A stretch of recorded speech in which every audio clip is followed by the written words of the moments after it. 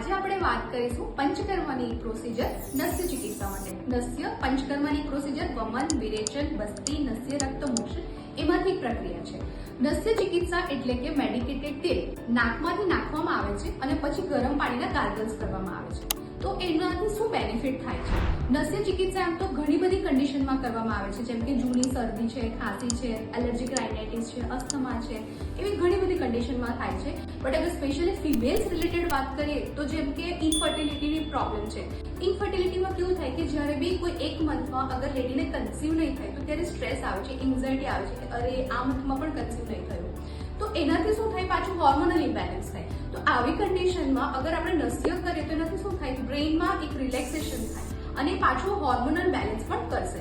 Hormonal balance માટે નસ્ય ચિકિત્સા ઉત્તમ ચિકિત્સા છે. વાય? બીકોઝ કેવું થશે, નાસાની શીર્ષો દ્વારા, મતલબ આપણે જે બી મેડિકેટેડ તેલ નાકમાંથી નાખીએ છીએ એ આપણા શીર્ષ સુધી એટલે કે માથા સુધી પહોંચશે અને એ શું કરશે, પછી બ્રેઇનમાં જઈને એબ્ઝોર્બ થશે. નાક આપણા માથાનું દ્વાર છે, એના થ્રુ એ બ્રેઇન સુધી પહોંચશે. તો એ રીતે નસ્ય ચિકિત્સા ઇનફર્ટિલિટી પ્રોબ્લેમ્સમાં અને હોર્મોનલ ઇમ્બેલેન્સમાં ખૂબ જ ઉપયોગી નીવડે છે. Thank you.